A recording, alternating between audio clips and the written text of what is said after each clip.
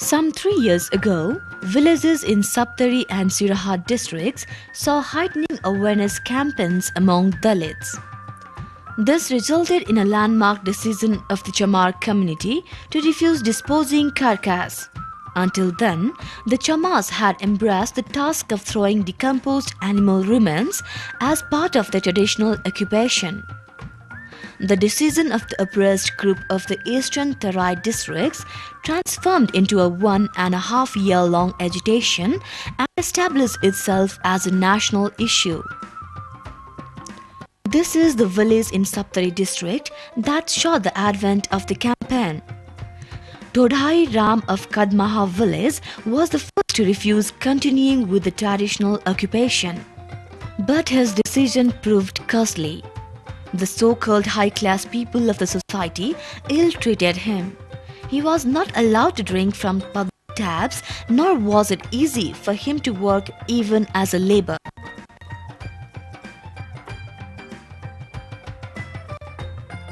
This is a scene from the Kadmaha village.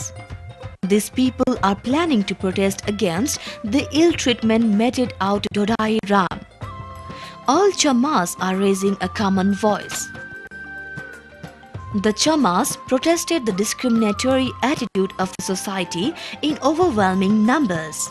All Dalit communities participated in the campaign. This is the scene of the protest. Interestingly, all Dalit and non-Dalit communities are involved in it. All of them have a common voice.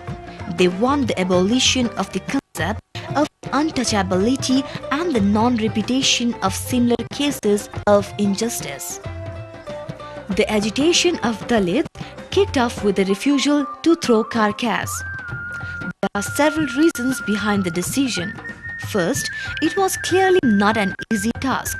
Secondly, it helped generate meager income. Thirdly, they were considered dirty and untouchables just because they embraced the occupation.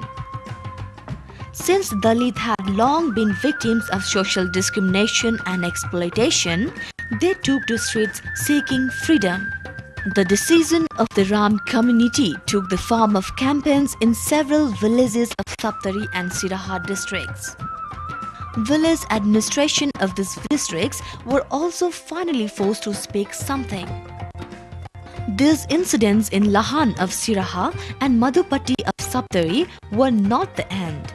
Several villages of Saptari districts, including Madhupatti, Hariharpur, Daulatpur, and Kochabakari, also experienced similar incidents.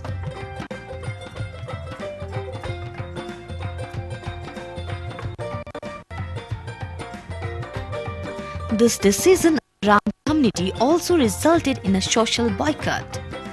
They were not allowed to walk beside the homes of the so-called high class, nor were they allowed to purchase daily necessities in the shops.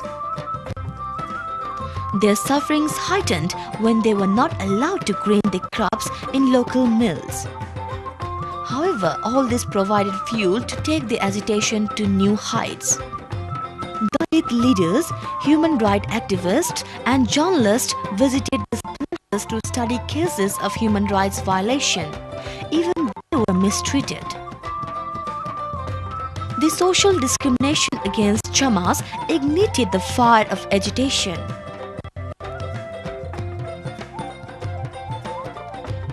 This is a scene of Kochabakari village in Saptari district.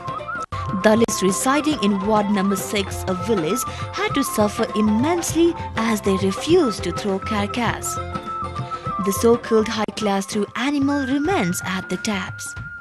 They were forced to live with bad smell for 3 days. Dalits witnessed a long period of injustice. It is hard to figure out the first case of discrimination against them. The active support lent by the Dalit communities to the decision of Chamars was indeed a milestone.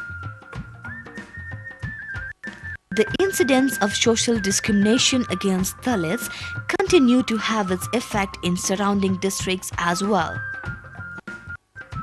The incidents that initially confined to a few villages in Sharlahi and Siraha turned into serious debates among Dalit communities of the neighboring Tarai districts.